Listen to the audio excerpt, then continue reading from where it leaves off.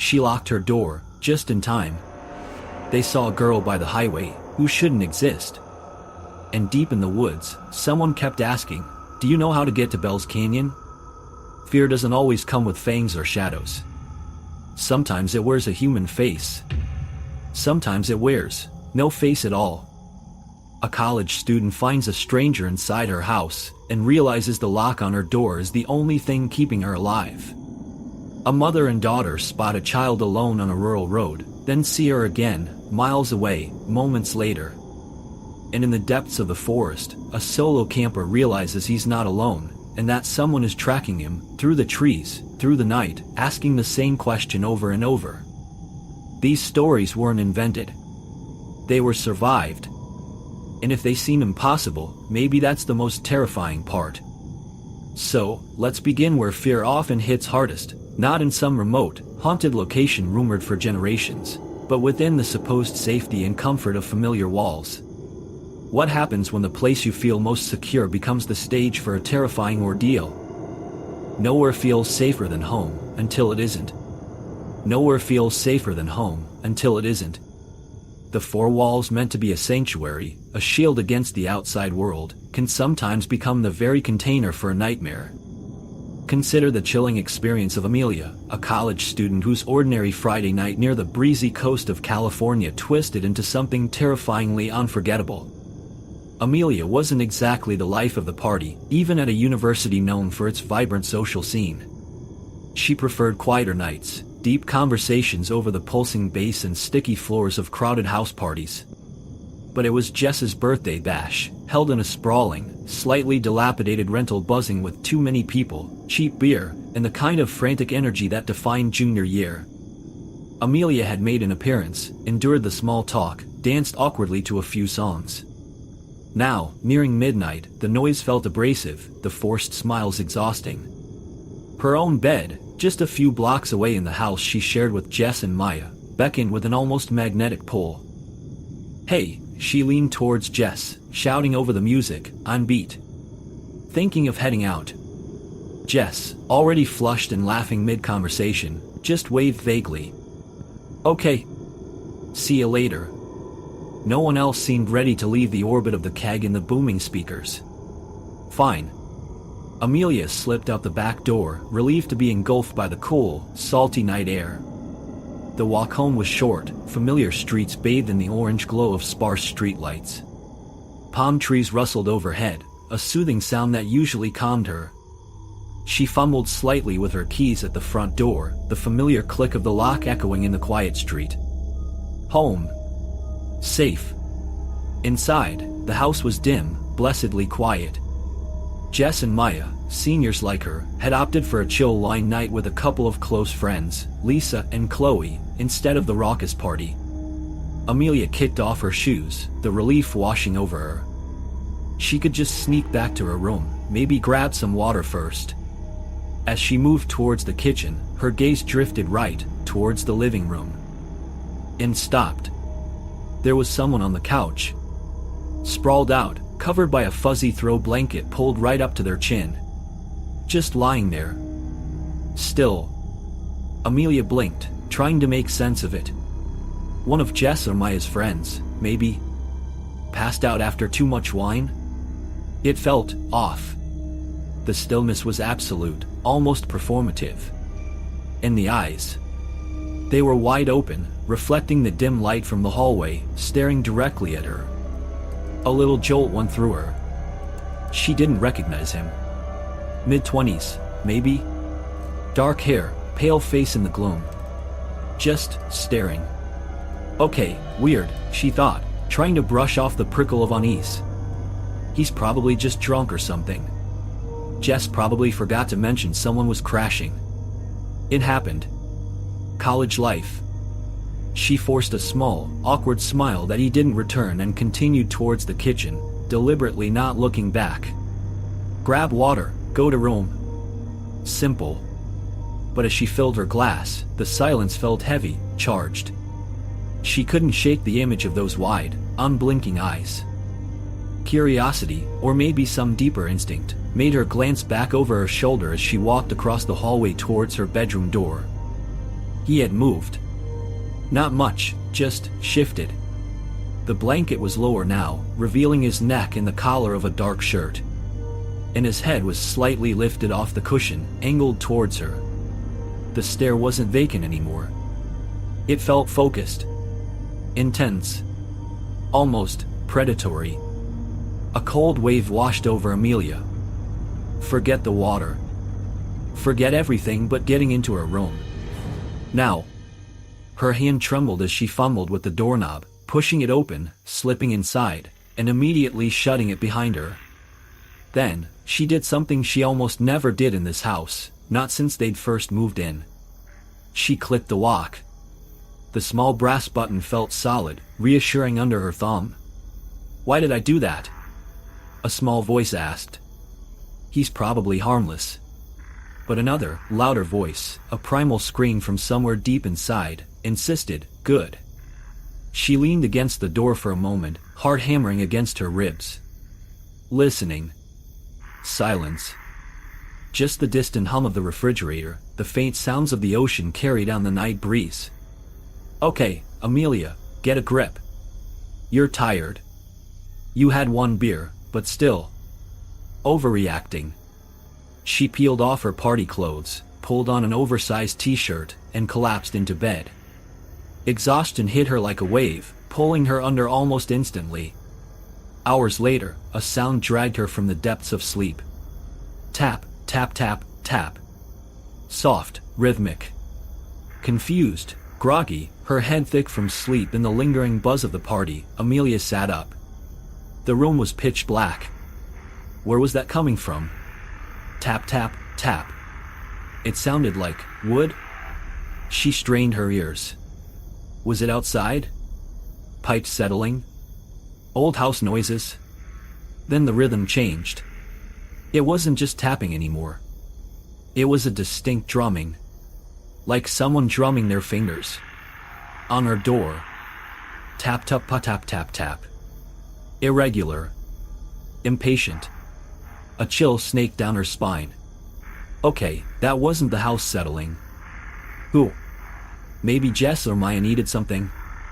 But why drum like that? Why not just knock? "Hello," she called out, her voice raspy with sleep. The drumming stopped. Abruptly. For a beat, there was only silence, thick and heavy. Then, a new sound started. A faint, dry scritching. Like a fingernail being dragged slowly across the wood. Scryitch, scratch, scritch. Amelia froze, every muscle tensed. Okay, this isn't Jess or Maya. That guy. The guy from the couch. It had to be. Was this some kind of stupid, drunken prank? Payback for her locking the door? Anger started to bubble beneath the fear. Scryitch, scratch, scratch. Louder now. More insistent. Like an animal trying to get in. "Hey!" she yelled, trying to inject authority into her voice. "Cut it out. It's not funny." The scratching paused. Then resumed, faster, more frantic. Scratch, scratch, scratch, scratch, scratch. Metal on wood? It sounded sharper now, more jagged.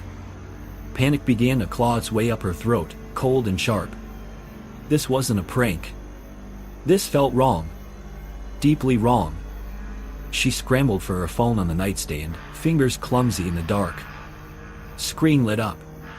2:37 a.m. Her hands were shaking. Text Jess. Jess, wake up. Guy from couch is outside my door scratching it. WTF is going on? Tell him to stop. Send. The little sending icon spun. Failed. Damn it. The signal in her room was always terrible, a known dead spot. Try again. Failed. Okay, call. Dialing Jess. Ringing. Voicemail. Shit. Try Maya. Dialing, ringing, voicemail again. Where were they? Still up with their friends? Passed out? Scratch, scratch, scratch. Jiggle, jiggle. The doorknob. He was trying the doorknob now, rattling it fiercely in its socket. Amelia scrambled back against her headboard, pulling her knees to her chest. Tears pricked her eyes, frustration, anger, and a rising tide of pure terror. She tried texting again, holding the phone up towards the ceiling, hoping for a bar. Maya? Friend on couch acting crazy. Trying my door. Help. Failed. Leave me alone. She screamed, her voice cracking. The response was immediate. The scratching stopped. The jiggling stopped. Silence. A heavy, waiting silence that felt even more menacing than the noise. Where did he go? Did her scream scare him off? Was it over? She held her breath, listening so hard her ears hurt. Crash. Not at her door. Across the hall. The sound of heavy impact, splintering wood. Another crash. Bang. It was coming from Jess and Maya's room. Oh God. He wasn't trying her door anymore. He was trying theirs. Jess. Maya. Amelia screamed, scrambling out of bed, fumbling for the light switch. Fluorescent light flooded the room, harsh and unforgiving. Muffled screams answered her from across the hall, terrified, confused yelps. Bang! Crack! He was breaking it down. He was trying to get to them. Panic gave way to adrenaline. Call 911. Now. Her fingers flew across the screen, dialing the numbers, heart pounding like a drum against her ribs. The call connected. 911, what's your emergency? Someone's breaking into my roommate's room. Amelia choked out, trying to keep her voice steady. He was trying my door first, now he's banging on theirs. We're at. She gasped out the address, hearing another sickening crunch from across the hall. Please hurry. The dispatcher's calm voice was a lifeline, asking questions, assuring her officers were on the way. Amelia stayed on the line, huddled against her locked door, listening to the terrifying sounds, the relentless assault on the other door, the muffled screams of her friends. It felt like an eternity. Then, faintly at first, then growing louder, sirens. Wailing in the distance, getting closer. Hope surged, fierce and bright. Simultaneously, the banging across the hall stopped. Amelia heard frantic footsteps, heavy, fast, moving away from the bedrooms, towards the back of the house. A distinct scraping sound, then the thud of the sliding glass door leading to the backyard being forced open, then shut. Silence again. But this time, it was punctuated by the approaching scream of sirens. Moments later, loud, authoritative knocks hammered on the front door. Police department. Open up. It took a collective effort, voices trembling, to unlock the front door. 2 officers swept in, weapons drawn, immediately securing the house, moving room by room. Amelia, Jess, and Maya huddled together in the living room, wrapped in blankets, shaking uncontrollably. Jess and Maya's door was splintered around the knob, the frame cracked. Another few hits and he would have been through. The officers cleared the house in the small backyard. Nothing. He was gone. Vanished into the night as quickly as he'd appeared. After taking their initial statements, piecing together the terrifying sequence, one of the officers, a woman with tired eyes, led them outside to the side door near the kitchen. Her flashlight beam played over the frame. Look here. Amelia gasped. The wood around the doorknob and latch was chewed up, scarred with deep scratches and gouges. Metal glinted dully, tiny shavings caught in the splintered wood. Looks like he jimmied this lock to get in initially, the officer said grimly. Used some kind of tool. Then they went back to Amelia's bedroom door. The officer shone her light on the outside surface. More scratches. Deeper this time, more frantic, gouging the paint and wood around the knob and the lock mechanism itself. And there, on the floor just outside the door, lay the tools of his terror, a bent steak knife from their own kitchen block, and a small, rusty flathead screwdriver that none of them recognized. He used these on the side door, the officer explained, her voice low. And then he was trying them on your door. That lock. She pointed to the simple button lock Amelia had almost absent-mindedly pressed. That probably saved you. Saved all of you. She speculated he was likely robbing the place, maybe just broken when Amelia unexpectedly came home, interrupting him. He'd hidden on the couch, hoping she wouldn't notice. When you made eye contact, the officer continued, looking straight at Amelia, you became a witness. A complication. Maybe a target. Locking that door gave you time. Gave us time. The weight of those words settled heavily on Amelia. The image of the man's wide, staring eyes flashed in her mind. The scritch-scratch sound seemed to echo in her ears. The violation wasn't just the broken doors or the stolen sense of security. It was the chilling knowledge of how close he had been, the intent behind those tools lying discarded on the floor, and the terrifying what if that would now live with her, a permanent resident in the sanctuary she once called home. The safety of familiar walls had proven to be a fragile illusion indeed. That simple click of a lock, an act born of unease she couldn't quite name, had become the hinge upon which her entire night, perhaps her life, had turned. The thought sent a fresh wave of shivers down her spine, a cold dread that lingered long after the police lights faded into the night. The safety of home, shattered in an instant. But fear wears many masks, sometimes appearing not inside walls, but on the empty horizons where isolation amplifies the unknown. If the violation of one's home represents one kind of terror, a shattering of perceived sanctuary, then facing the inexplicable in the vast, swallowing emptiness of the open road evokes another entirely. It's a confrontation with isolation, where miles stretch into lonely infinity and the familiar rules of reality can feel disturbingly thin. This was the chilling truth that descended upon Sarah and her mother, Eleanor, one suffocatingly humid evening as twilight bled across the endless pine forests of the rural South. Eleanor hated driving at night. Hated it.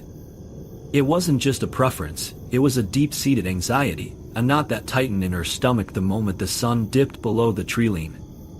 Her eyesight, never great, seemed to betray her entirely in the gloom, transforming familiar shapes into menacing shadows.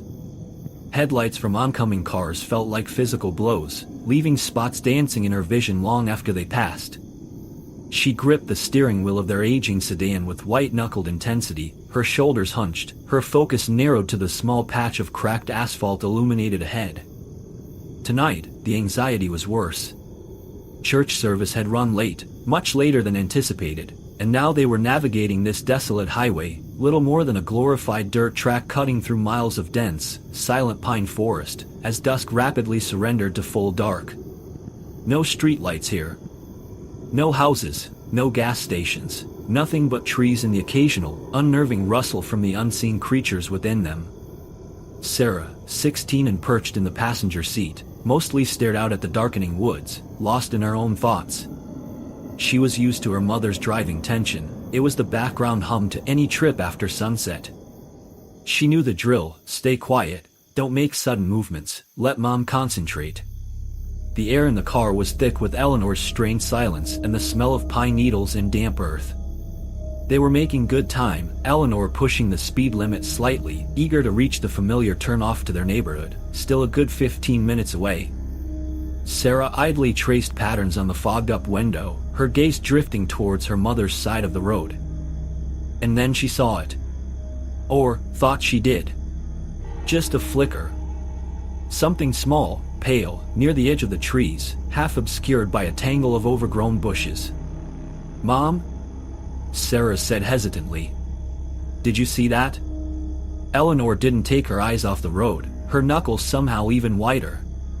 "See what, honey? Keep your eyes peeled for deer." Her voice was tight. "No, it wasn't. I don't know. It looked like, maybe a kid." Sarah squinted back into the rapidly darkening landscape, but the spot was already receding behind them. Sitting by the road. "A kid? Out here?" Eleanor scoffed, though the sound was thin with nerves. "Don't be silly. Probably just a strangely shaped stump or some trash someone threw out. People dump all sorts out here." But Sarah couldn't shake the image. Fleeting as it was, it hadn't looked like a stump. No, Mom, I think it was a little girl. Just sitting there. We should go back. Eleanor's head snapped towards her, eyes wide with frustration behind her glasses. Go back? Sarah, are you serious? Look how dark it's getting. My eyes. I can barely see as it is. We need to get home. Now. The underlying panic in her mother's voice was clear. But what if she's hurt? Or lost? Sarah pressed, a knot of guilt tightening in her own stomach. What if something happened? We can't just leave her out here in the middle of nowhere. A tense silence filled the car, broken only by the engine's hum and the chirping of unseen insects. Eleanor chewed her lip, her gaze flicking between the road ahead and Sarah's pleading face in the rearview mirror. Every instinct screamed at her to keep going, to get home to the safety of locked doors and bright lights. But the image Sarah painted, a child, alone, on this godforsaken road, her sense of duty warred fiercely with her anxiety. All right, Eleanor sighed, the word heavy with reluctance. All right. But if we don't see anything right away, we are turning around and heading straight home, understand? This is making me incredibly nervous. With agonizing slowness, Eleanor braked, checked the empty road behind them, and executed a clumsy, nerve-wracking three-point turn on the narrow track, the tires crunching on loose gravel. Now they were heading back the way they came, headlights cutting a swathe through the deepening gloom. Where did you think you saw her? Eleanor asked, her voice strained. Just up here a bit, Sarah pointed. Near that patch of thicker bushes on the right, well, left now. They crawled along, barely doing 10 miles an hour, both peering intently into the darkness on the left side of the road. The headlight beams bounced off the dense pine trunks, creating distorted shadows that danced and writhed. Minutes passed. Nothing. See? Probably nothing, Eleanor said, a hint of relief in her voice, already starting to edge the car back towards the center of the road. Let's just go home. No, wait. There. Sarah suddenly grabbed her mother's arm. And there she was. Unmistakable this time. A small figure huddled on the grassy shoulder, perhaps 50 yards ahead. Her back was to the road, knees pulled tightly to her chest, head bowed down. She was rocking. Gently, rhythmically, back and forth, back and forth. Oh my God, Eleanor whispered, slowing the car almost to a stop. What on earth is a child doing out here? She echoed Sarah's earlier thought, the reality of it far more unsettling than the fleeting glimpse. There were no houses for miles. No farms, no trails, nothing but impenetrable forest. Where could she possibly have come from? She looks young, Sarah murmured, straining to see more clearly. Maybe not a little kid, maybe more like a young teen? Like 13? Her clothes looked strange too, now that Sarah could see them better, a simple, old-fashioned dress, not something a kid would wear these days.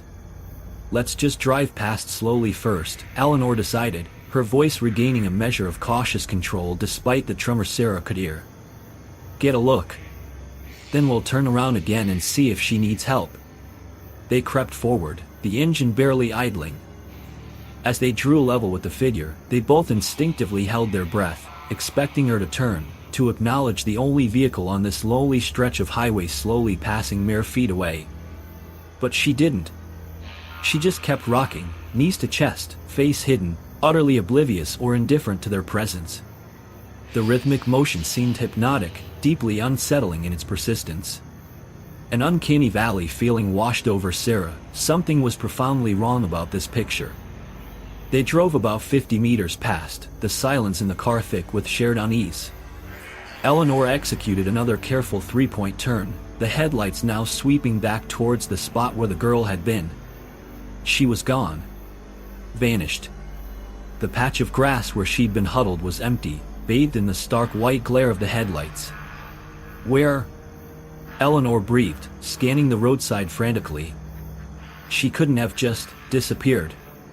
Maybe she ran into the woods. Sarah suggested, though her voice lacked conviction.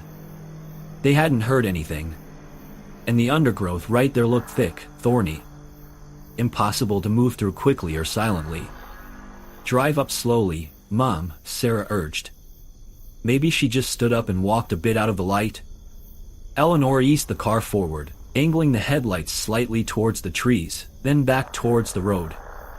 They scanned both sides, meter by painstaking meter. Nothing. No sign of her. It was as if she had simply evaporated into the thick night air.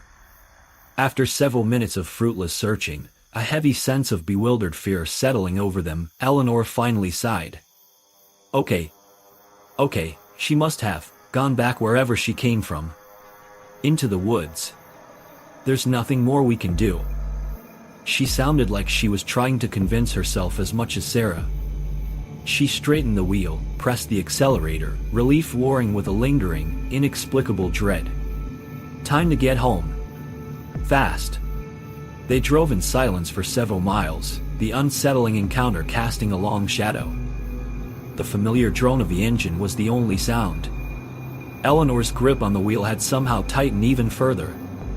Sarah kept glancing nervously at the dark wall of trees whipping past her window. They were approaching the only landmark for miles, a dusty four-way intersection with stop signs, marking the junction with another equally desolate county road. As they neared the intersection, Eleanor suddenly gasped, slamming on the brakes so hard Sarah lurched forward against her seatbelt. "Mom." "What?" Eleanor didn't answer. She just pointed a trembling finger through the windshield. There, on the far side of the intersection, sitting on the right-hand shoulder, bathed in the eerie glow of their headlights, was the girl. Same huddled posture. Same rocking motion. Knees to chest, back to the road. Same strange dress. Impossible. Absolutely, utterly impossible. They had just seen her miles back. Miles. There was no way she could have gotten here this fast, not on foot, not through that terrain. It defied all logic. Eleanor pulled the car up to the stop sign and just sat there, staring. Both women were frozen, stunned into silence by the sheer rawness of it. The air crackled with a thick, palpable dread. This wasn't just strange anymore, this felt malevolent. Could it be a different girl? Eleanor whispered finally, her voice barely audible, clinging to a shred of rationality. Sarah shook her head, unable to tear her eyes away from the rocking figure. "No, Mom. Look at her. It's her." They sat there for what felt like an age, the engine idling, the headlights pinning the impossible figure in their beams. Then, a cold, primal fear began to bloom in Sarah's chest, spreading icy tendrils through her limbs. "Mom," she pleaded, her voice trembling now. "Mom, please, let's just go. Don't stop. I have a really, really bad feeling about this. Something's not right. Please, just drive." Eleanor was clearly terrified, her face pale in the dashboard lights. But Sarah saw the familiar conflict warring within her, the deep-seated fear battling against her ingrained sense of responsibility, perhaps even a stubborn refusal to accept the impossible. Abandoning someone, potentially a child, alone in the dark, it went against her nature, even now. "Sarah, honey, I know it's strange. It's beyond strange. But we have to at least ask if she's okay. What if she needs help? We can't just leave her." Despite her own obvious terror, Eleanor's voice held a note of resolve that chilled Sarah even further. How could she even consider it? "No. Mom, listen to me. Don't stop. Please don't stop near her. Just go." Sarah was frantic now, her voice rising, bordering on hysterical. But Eleanor's foot eased off the brake. The car began to roll slowly, agonizingly slowly, through the intersection towards the rocking figure. Pure panic seized Sarah. With a choked sob, she unbuckled her seatbelt, scrambled down into the passenger footwell, and curled into a tight ball, pressing her hands hard over her ears. She couldn't watch.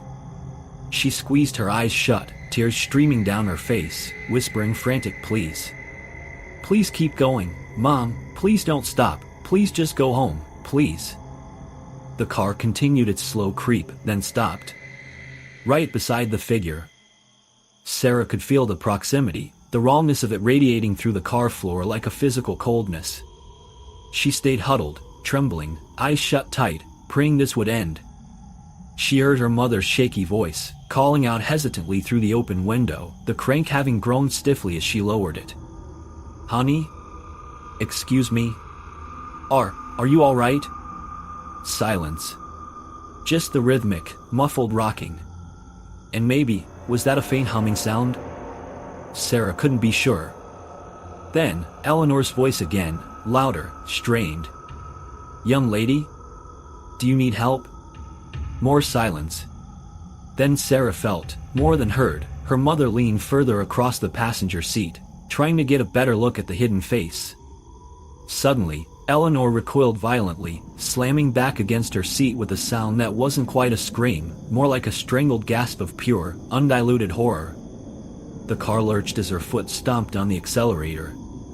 Tires screamed down the pavement, spitting gravel as they shot forward, leaving the intersection and the figure behind. Sarah scrambled up from the footwell, heart pounding against her ribs like a trapped bird. "Mom! What happened? What did you see?" Eleanor had one hand clamped over her mouth, the other gripping the wheel so tightly her knuckles were bloodless. She was sobbing now, deep, racking sobs, tears streaming down her face as she sped down the dark highway, eyes wide with terror, fixed on the road ahead but clearly seeing something else entirely in her mind's eye. "Mom! Talk to me. What was it?" Sarah cried, shaking her mother's arm, terrified by her reaction. Eleanor shook her head violently, unable to speak for a moment, struggling for breath between sobs. Finally, she choked out the words, fragmented, horrified, each syllable laden with revulsion. Her face. Sarah, she didn't have a face. Her voice broke completely. It was just hollow. Empty. Like looking into absolute nothing. There was nothing there when she looked at me. Nothing. A fresh wave of terror washed over Sarah, and she screamed, the sound swallowed by her mother's continued, hysterical sobs. They fled down the desolate highway, the darkness outside now feeling infinitely more threatening, populated by impossible horrors and faceless figures. They reached their house minutes later, stumbling out of the car and practically falling over each other in their haste to get inside, slamming and locking the door behind them. Eleanor, still shaking, immediately called 911. But how could she explain what she saw? How could she make them believe? The sheer absurdity, the potential ridicule, was too much.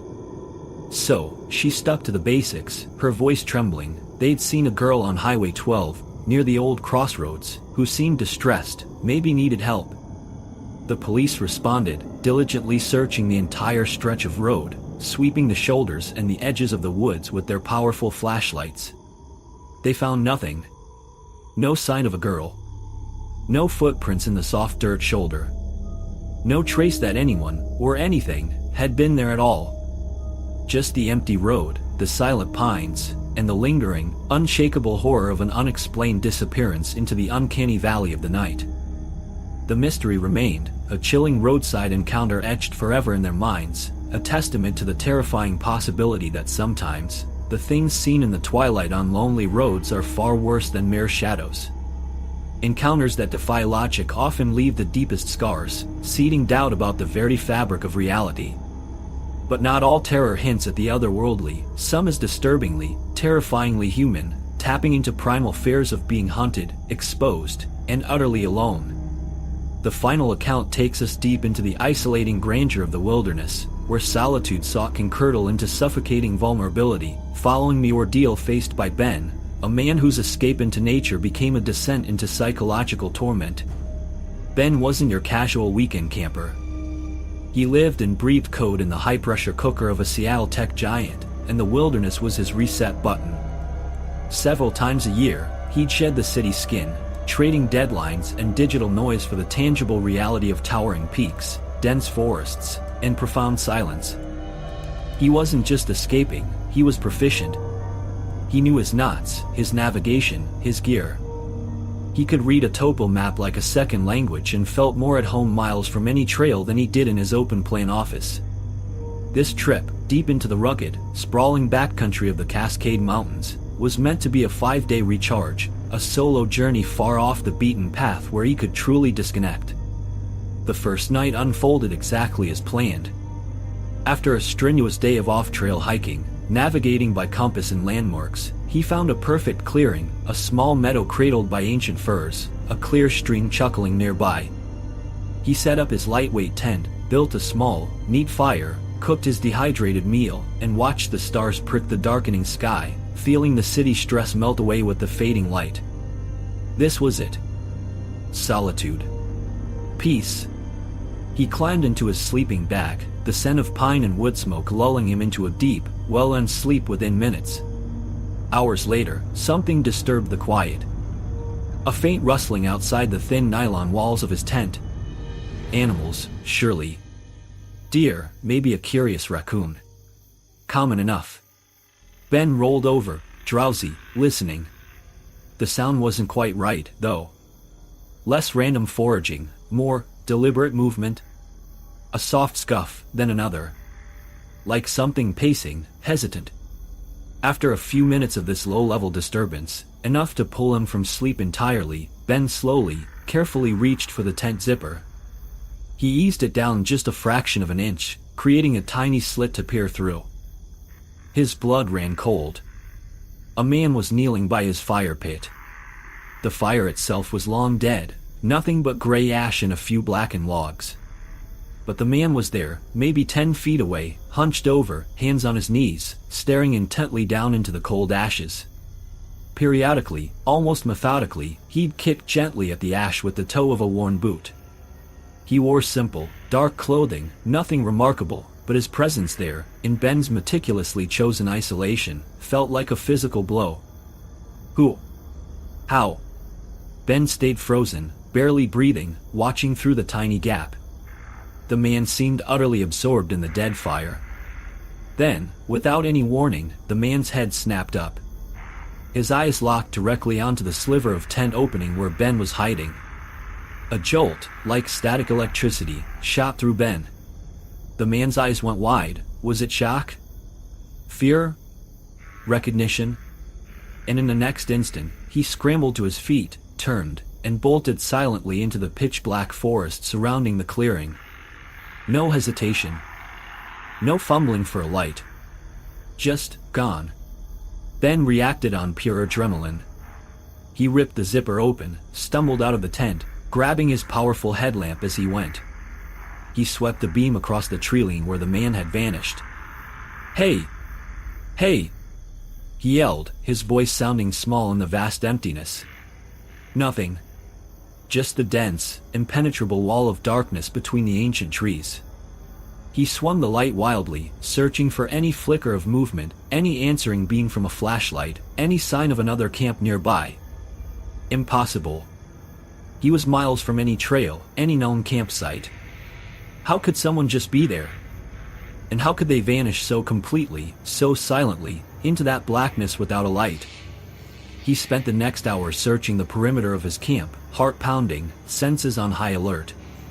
He found no tracks near the fire pit beyond his own, no dropped gear, nothing to indicate the man's presence beyond the disturbed ashes, and the chilling image burned into his memory. Eventually, cold and deeply unnerved, he retreated back into his tent, zipping it tight. Sleep was impossible now. His analytical mind raced, trying to piece it together. Okay. Lost hiker? Maybe disoriented, wandered into my light. Saw me, got spooked, ran off? Possible. It felt thin, though. The way the man was kicking the ashes, the silent, expert disappearance into total darkness, it didn't fit. But Ben clung to the rational explanation. He had to. The alternative was too disturbing. After a restless, fitful pre-dawn doze, the first rays of sun were a profound relief. The strangeness of the night felt slightly less threatening in the crisp morning air. Ben forced himself back into his routine, making coffee, breaking camp. He told himself the man was long gone, miles away, Just a weird, isolated incident. A fluke. He studied his map, picked a new direction, deliberately random, differed from his initial vague plan, and began hiking deeper into the backcountry, determined to put distance between himself and the unsettling memory. For the next 2 days, Ben pushed himself, covering easily 15 miles over rough, trailless terrain. He scrambled up ridges, crossed streams, navigated through thick stands of timber, constantly checking his compass, confirming his isolation. He saw no other human sign, no footprints, no fire rings, no trash. Just wilderness. Vast, silent, and, he reassured himself, empty.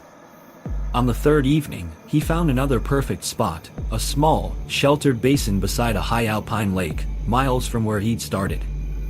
Surely, here, he was completely alone. He set up camp, built another fire, the familiar rituals soothing his frayed nerves. The encounter felt distant now, almost dreamlike. He was relaxing, enjoying the alpenglow paint the peaks across the lake, when he heard it. A distinct rustle in the undergrowth behind him, just beyond the circle of firelight. He froze, every nerve ending instantly alight.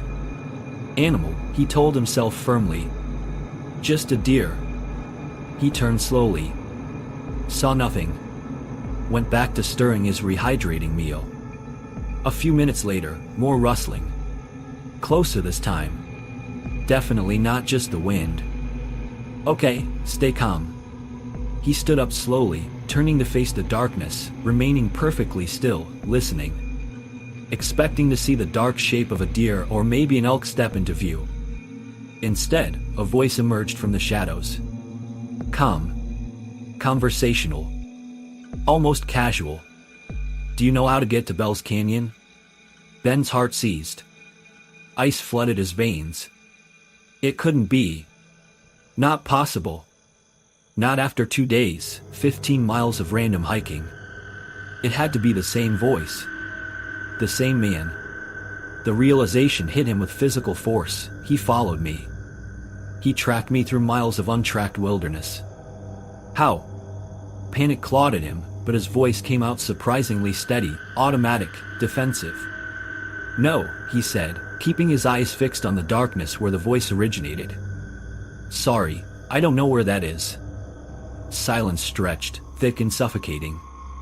Ben's mind raced. What does he want? Why Bell's Canyon? Is it a real place? A code? A trap?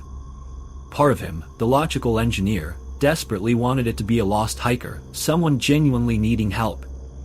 Maybe he just coincidentally ended up here. But the memory of the silent figure by the cold fire pit screamed otherwise. This felt purposeful. Predatory. The voice came again, from the same spot in the darkness, but with a harder edge this time, more insistent.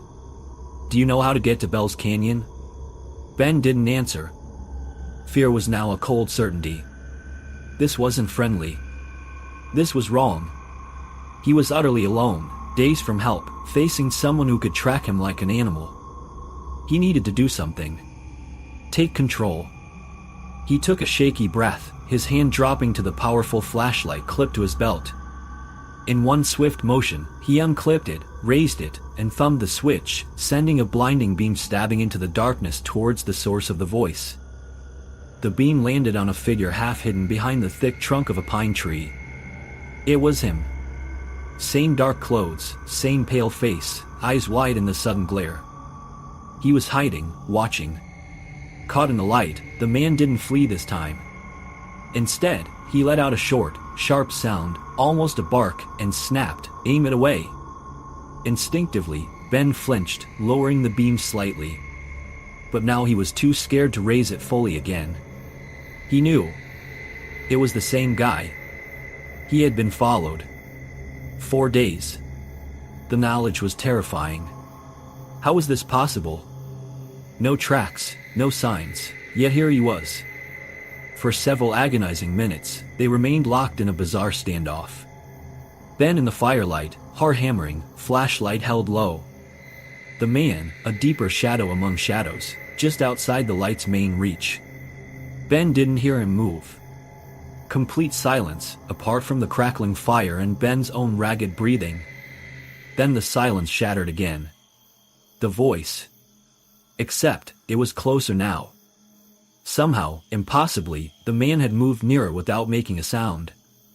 When the question came again, low and guttural, it seemed to slither right out of the darkness beside him. Do you know how to get to Bell's Canyon? The proximity sent a jolt of pure terror through Ben. He reacted without thinking, raising the flashlight beam again. The man was standing just 10 feet away, fully emerged from the trees. His eyes locked with Ben's, wide and startled, just like the first night. And then, just as before, he turned and sprinted into the forest, vanishing instantly into the blackness. "Get back here!" Ben yelled, fueled by a surge of adrenaline and fear, and started running after him, crashing through the undergrowth. But it was useless. After maybe 30 seconds of stumbling over roots and rocks in the dark, he realized the futility. The terrain was treacherous.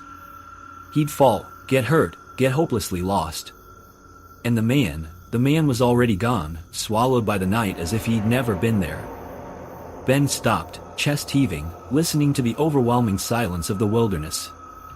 He stumbled back to the meter circle of his firelight, collapsing onto a log, shaking violently.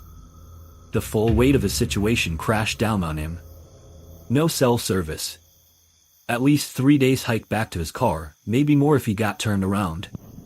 Nobody, absolutely nobody, knew his exact route or location. He hadn't filed a detailed plan, relishing the freedom of true backcountry exploration.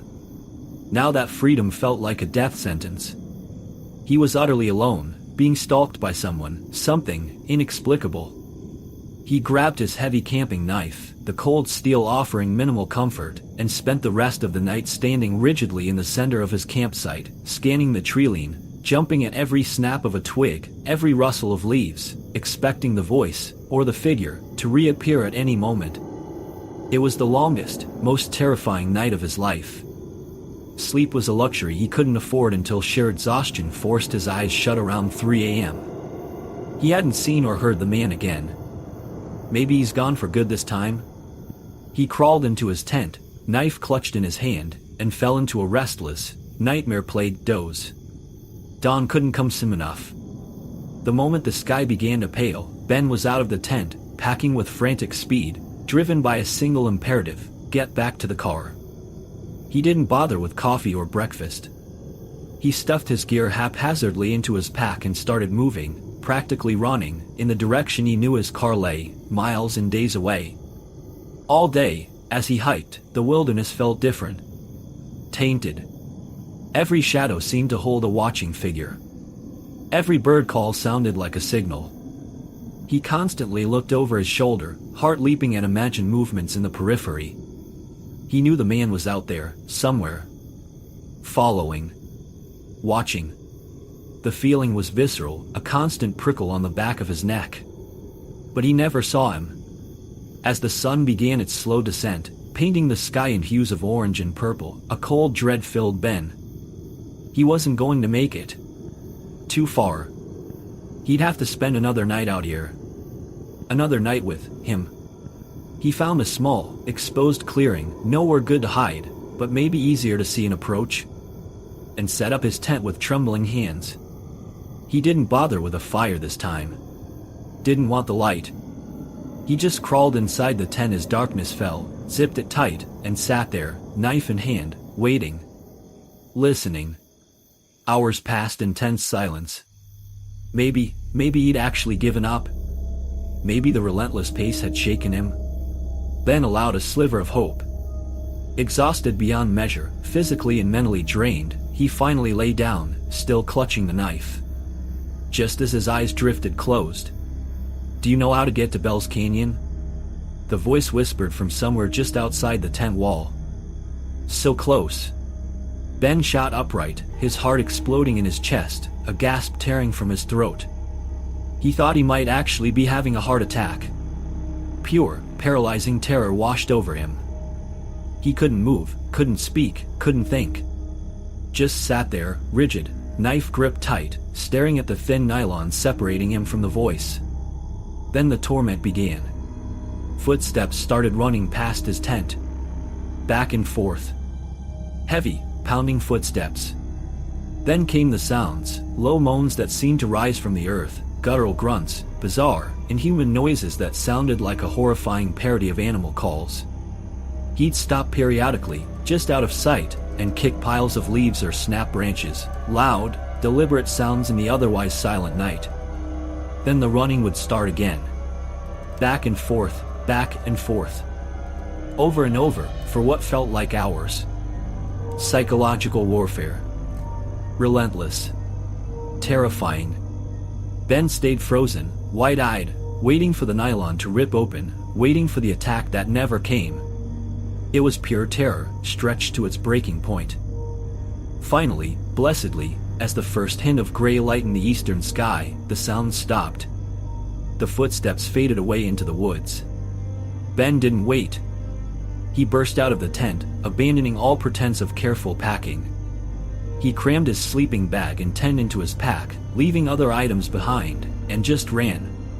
Ran blindly, stumbling, pushing through branches, driven by raw, primal fear, heading towards the distant promise of his car.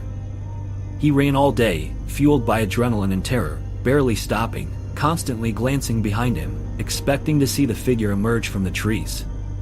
When he finally saw it, the glint of sunlight off the windshield of his battered SUV parked in the deserted trailhead lot, tears of sheer, overwhelming relief streamed down his face. He fumbled with the door, threw himself inside, slammed it shut, locked it.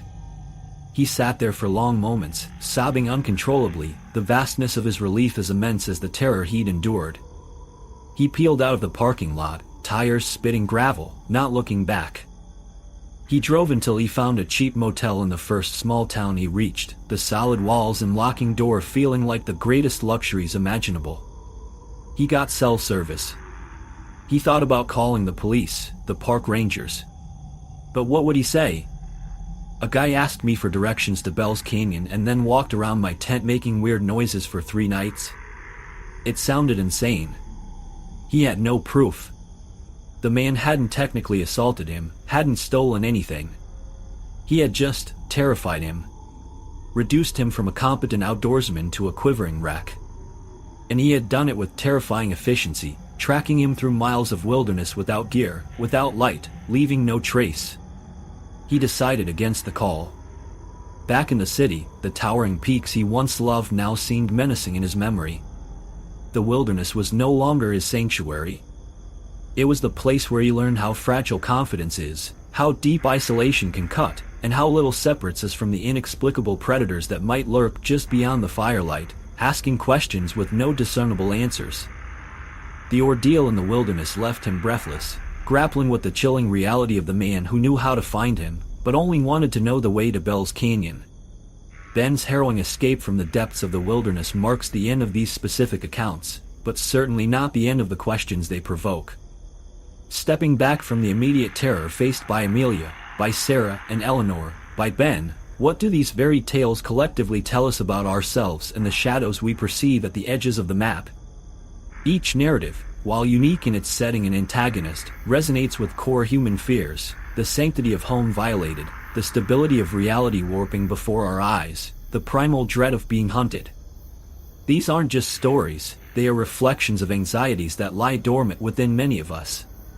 Why do such accounts hold such potent sway over our imaginations? The fascination with true scary stories, or at least those presented as such, likely stems from their plausible impossibility. They are fantasies set in distant realms. They unfold in familiar settings, a college house, a lonely road, a camping trip, making the horror feel disturbingly close, potentially repeatable. This taps directly into the psychology of horror, exploiting the hairline cracks in our perception of safety and order. They force a confrontation with the uncomfortable truth that the mundane can become monstrous, that the known world might only be a thin veneer over something far stranger and more menacing. The narrative power of these true encounters lies precisely in this blurring of the line between reality versus nightmare. Looking across these experiences, common threads emerge. Isolation, whether physical or psychological, acts as a potent amplifier of fear. Amelia, though near her roommates, was trapped behind her own door, her pleas for help initially lost to a dead zone or disbelief. Sarah and Eleanor were engulfed by the vast emptiness of a rural night, miles from anyone. Ben faced his ordeal utterly alone in the remote backcountry, days from civilization. In each case, isolation stripped away layers of societal protection, leaving the individuals terrifyingly exposed. Furthermore, rational explanation consistently fails when confronted with the truly bizarre. How did the man get inside Amelia's house? How did the figure on the road traverse miles in minutes? How did Ben's stalker track him without apparent gear or leaving a trace? Logic falters, leaving behind a residue of pure, inexplicable dread.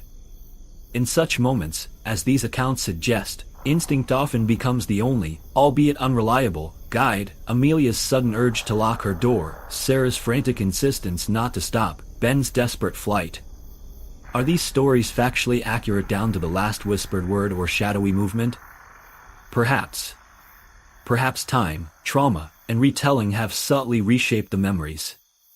But in the analysis of fear, absolute veracity almost becomes secondary. The true scary stories impact us not because they are proven beyond doubt, but because they feel true on an emotional level. Their power lies in the authenticity of the fear conveyed, the chilling resonance of the reported experience. They function as modern folklore, cautionary tales whispered in the digital age, reminding us of potential dangers lurking just beyond our awareness. They are testaments to genuine terror, mirrors reflecting our own anxieties about vulnerability, the unknown, and the loss of control. Perhaps we tell and retell these stories as a way to collectively process the unthinkable, to touch the darkness without being fully consumed by it. Storytelling, in this sense, becomes a way to map the edges of our fear, to share the burden of the unsettling experiences that remind us of our fragility. It's a communal acknowledgement that the world might be stranger, and potentially more dangerous, than our daily routines allow us to believe.